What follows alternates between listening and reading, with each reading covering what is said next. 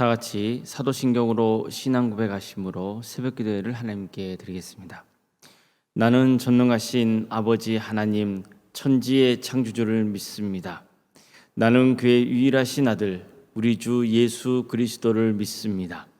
그는 성령으로 잉태되어 동정녀 마리아에게서 나시고 본디오 빌라도에게 고난을 받아 십자가에 못 박혀 죽으시고 장사된 지 사흘 만에 죽은 자 가운데서 다시 살아나셨으며 하늘에 오르시어 전능하신 아버지 하나님 우편에 앉아 계시다가 거기로부터 살아있는 자와 죽은 자를 심판하러 오십니다.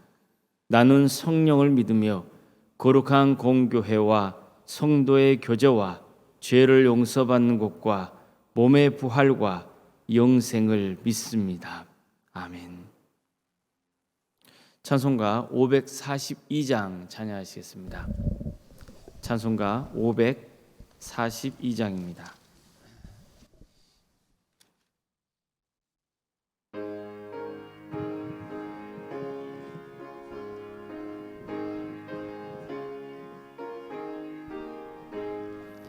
구주 예수 지함이 심히 기쁜 일세 영생 허락 받았으니 의심하주 없도다. 예수 믿는 것은 받은 증거 많도다. 예수 귀한 예수 믿음 더욱 주소서. 구주 예수 지함이 심히 기쁜 일세 주를 믿는 나의 마음 그의 피에 적시네. 예수 믿는 것은 받은 증거 많도다. 예수 귀한 예수 믿음 더욱 주소서. 구주 예수 지하여 죄악 벗어버리네. 아니 받고 영생함을 주께 모두 얻었네. 예수 믿는 것은 받은 증거 많도다. 예수 귀한 예수 믿음 더욱 주소서. 구주 예수 지하여 구원함을 얻었네. 영원 무궁지나도록 주여 함께 하소서. 예수 믿는 것은 받은 증거 많도다. 예수 귀한 예수 믿음 더욱 주소서. 아멘. 하늘 말씀 함께 보겠습니다. 구약성경 전도서 7장 1절에서 4절까지 말씀입니다. 전도서 7장 1절에서 4절까지 말씀을 교독하시겠습니다. 좋은 이름이 좋은 기름보다 낫고 죽는 날이 출생하는 날보다 나으며 초상집에 가는 것이 잔치집에 가는 것보다 나으니 모든 사람의 끝이 이와 같이 됨이라. 산자는 이것을 그의 마음에 둘지어다. 슬픔이 웃음보다 나음은 얼굴에 근심하는 것이 마음에 유익하기 때문이니라. 지혜자의 마음은 초상집에 있으되 우매한 자의 마음은 혼인집에 있느니라. 아멘. 오늘도 새벽기도 드리는 모든 성도님들의 삶 가운데 또 주님께서 친히 세우시고 다스리시는 동암교회 위에 주님의 은혜와 평강이 늘 충만하시기를 주님의 이름으로 축원합니다. 인생의 목적이 무엇입니까? 사람은 기본적으로 행복한 삶을 추구하죠. 그래서 인생의 목적이 행복이라 해도 무방할 것 같습니다. 물론 행복의 기준은 사람마다 다를 수 있습니다. 민주주의가 좋은 것은 사람마다 다양한 행복의 기준이 있다는 것을 인정하고 행복을 추구할 수 있는 권리를 보장해주고 있기 때문입니다. 우리나라 헌법에도 국민이 인간으로서 행복을 추구할 수 있는 권리를 보장하고 있지 않습니까? 그런데 행복을 추구하려면 대부분의 사람이 꼭 필요하다고 보는 게 있습니다. 돈입니다. 다양한 행복의 기준이 있지만 그 행복을 얻으려면 결국 돈이 있어야 한다는 결론에 이르게 되는 겁니다. 돈이 많은 만큼 행복의 양도 많아진다고 믿습니다. 그래서 사람들은 인생의 목적이 행복이라고 말은 해도 정작 돈을 버는 게 인생의 목적이 되어버리고 말았습니다. 행복은 곧 돈이다. 이 공식이 이 사회를 지배하고 있는 것이죠. 이것을 잘 보여주는 예가 잘 산다는 말과 부자라는 말을 같은 뜻으로 여기고 있는 겁니다. 하지만 전도자는 이게 맞는지 의문을 제기합니다. 그런 돈이라는 게 많이 모아지다가도 한순간에 사라질 수 있음을 경고합니다. 아무리 부자라도 정작 자신은 부유함을 누리지 못하고 전혀 엉뚱한 사람이 재산을 누리는 일들이 생긴다고 했습니다. 이 점에 대해서 누가 함부로 반박할 수 있겠습니까? 엄연히 현실 세계에서 벌어지고 있는 일들이지 않습니까? 자, 그렇다면 전도자가 전하는 인생의 목적은 뭘까요? 그 역시 행복입니다. 전도자는 돈을 많이 버는 것으로 행복을 얻을 수 있다고 믿지 않았습니다. 그는 왕으로서 많은 재산을 소유했습니다. 남녀노비를 사서 그들이 자녀를 낳으면 그 자녀들도 자신의 소유물로 삼았습니다. 은과 금과 여러 보물을 모았습니다. 하지만 그는 이런 고백을 할 수밖에 없었습니다.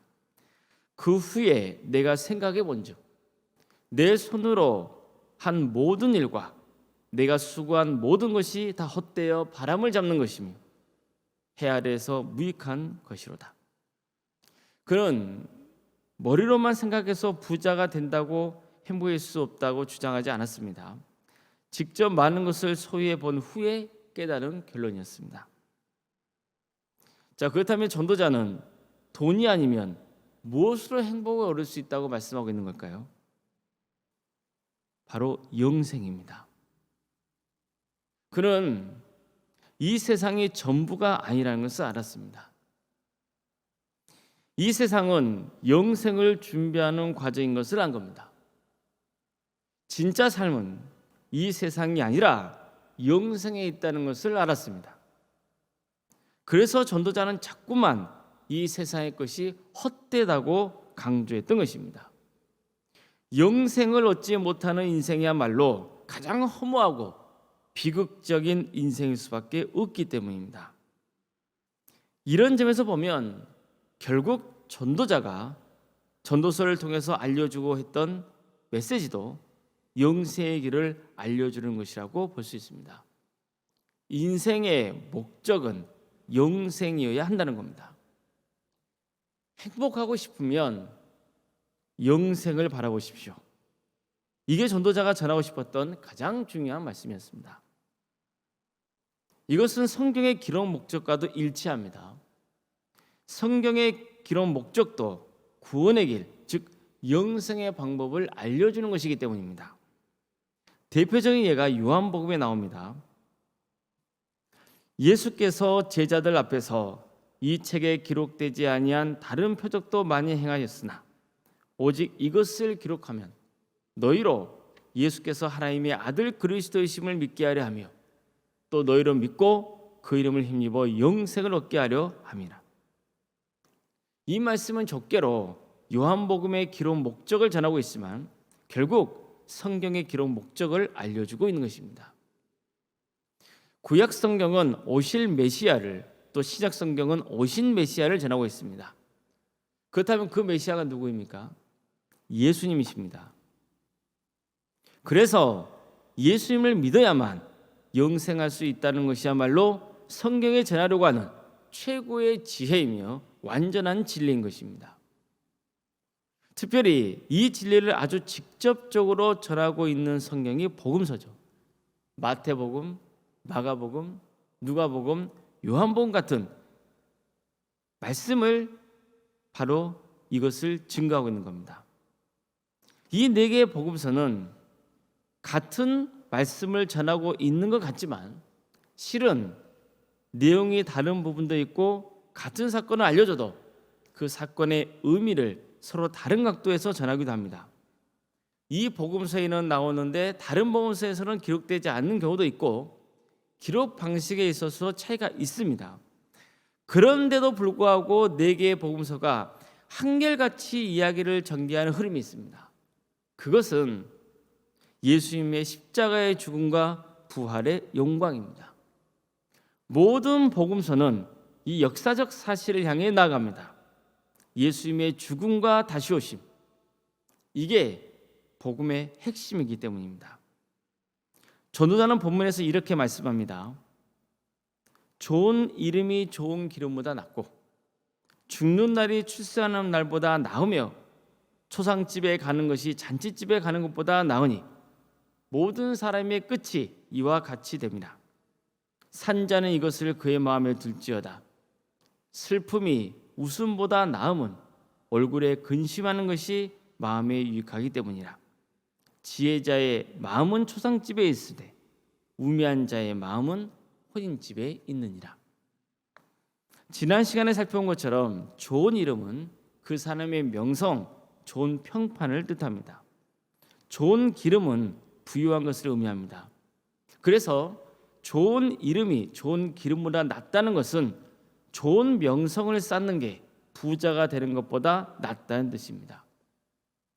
이어서 죽는 날이 출세하는 날보다 낫다는 것은 결국 사람이 죽었을 때 그의 인생이 어땠는지 가장 확실히 알 수 있다는 뜻입니다.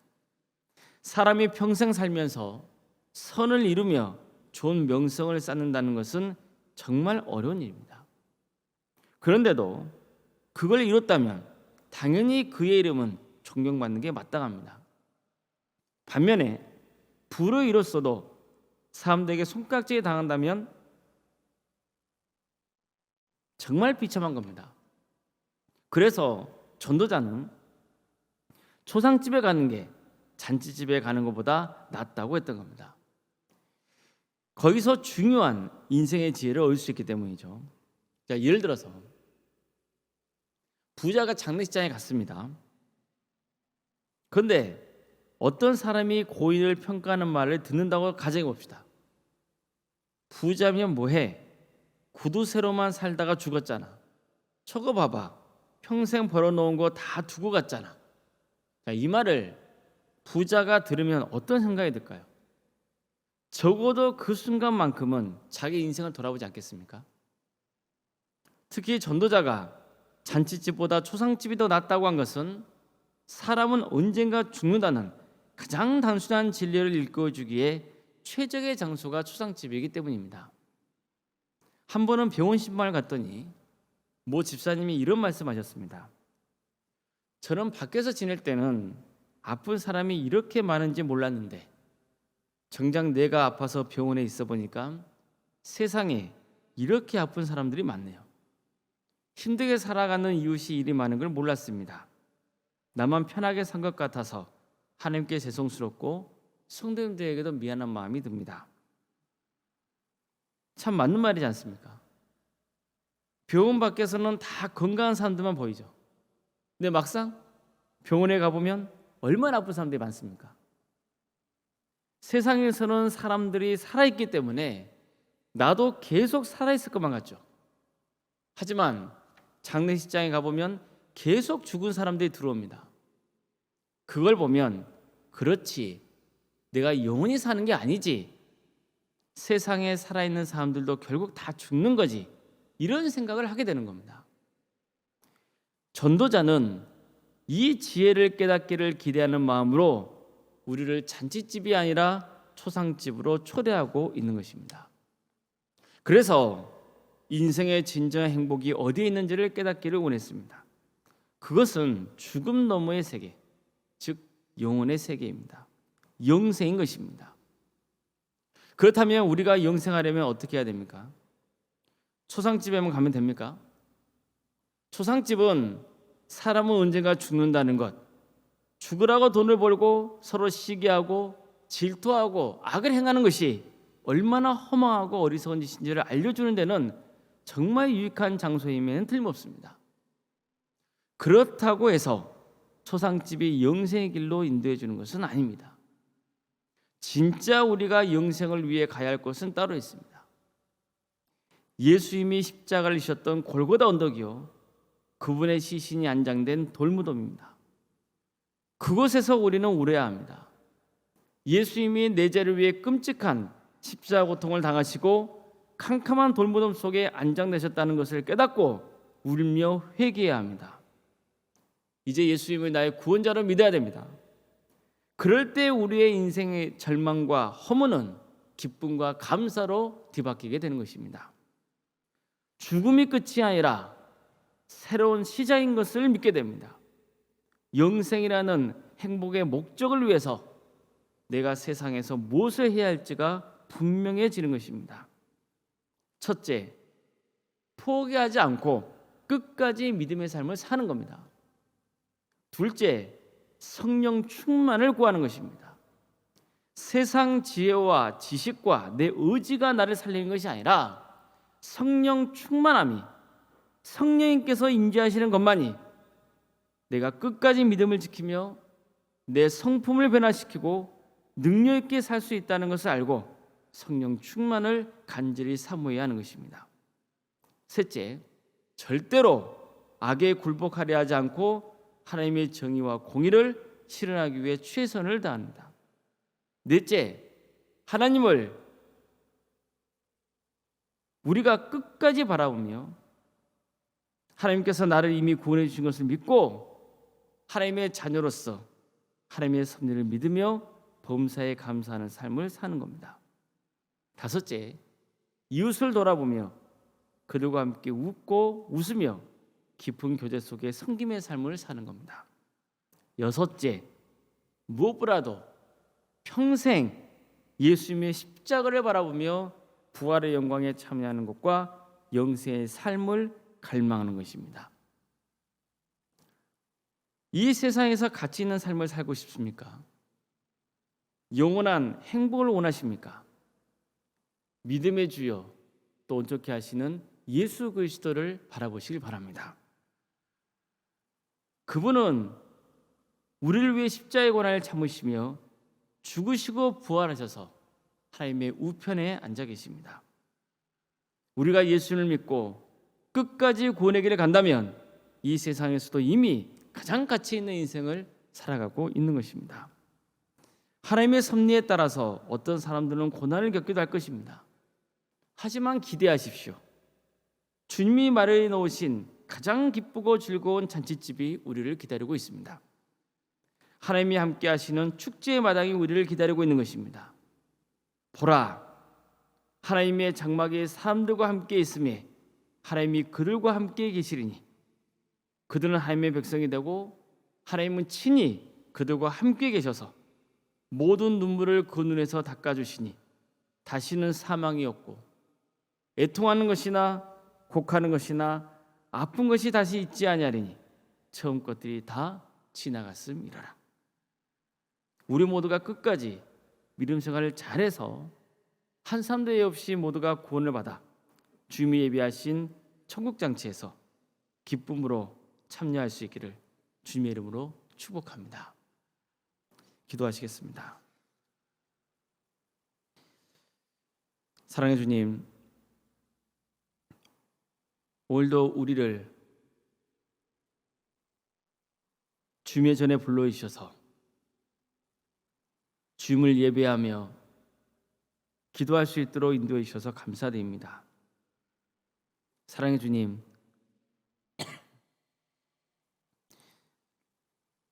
결국은 허무하게 죽을 수밖에 없고 또 이 땅에 살아가면서도 계속 고독과 절망과 아픔과